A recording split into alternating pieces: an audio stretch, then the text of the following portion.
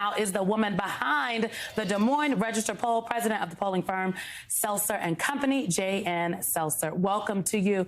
Okay, tell us, what was the biggest thing that shocked you in this final, if anything, in this final Des Moines Register poll?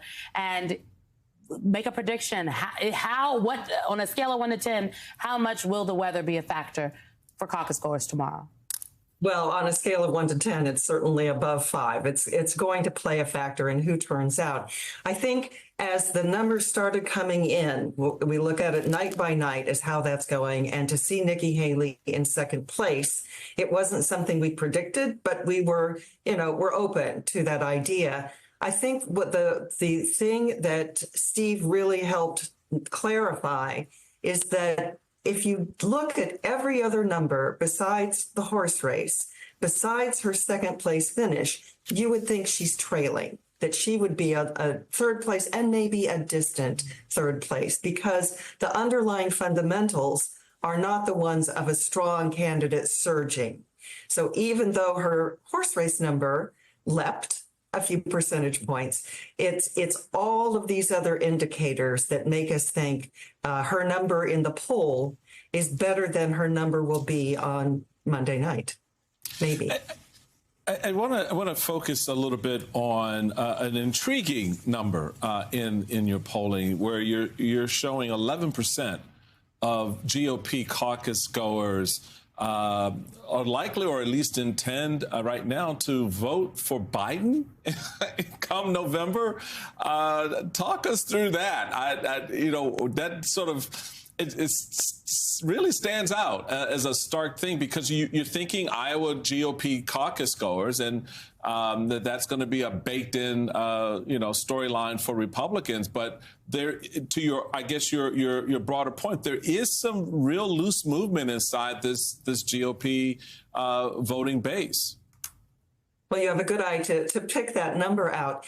We think of the caucuses as being the basiest of the Republican base, the people who show up on caucus night. And yet here is this sliver of people who say, if the race comes down to Joe Biden and Donald Trump in November, there's some who would vote for the Democrat. Now, there are some people who are currently registered as Democrats who qualified as a likely Republican caucus goer. So once you understand how that number came to be, it makes more sense that this caucus is attracting people who haven't caucused with the GOP before, or they've caucused both with the GOP and with the Democrats, but they're drawn in to make some sort of statement that says they're not in the Trump camp, and that the person that they're supporting there, mostly, substantially, is Nikki Haley. And that may be what has lifted her number to be in second place.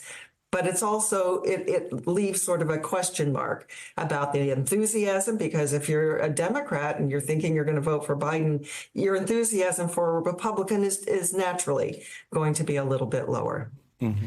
Your poll is the gold standard because it often catches things that other polls miss. I would argue part of that is the methodology that you employ in this polling. You're still calling folks, which a lot of pollsters are not doing anymore.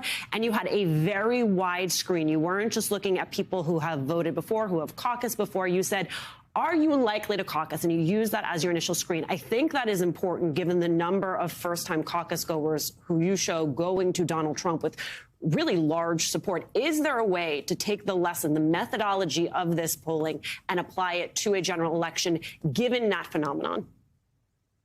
Well, we use the same method. We just use a different sample frame. So we start with caucus polling with the Secretary of State's registered voter list. There's a very high proportion of Iowans who are registered to vote if they're eligible to be there.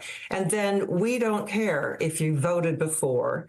We don't care if you've been inactive for a while. We cast the very broad net because there are these crossover voters and we don't want to miss them. And there are first-time caucus goers and we don't want to miss them. In the general election, we do random digit dialing, so we're able to make sure that every eligible voter is equally likely to be contacted by our poll.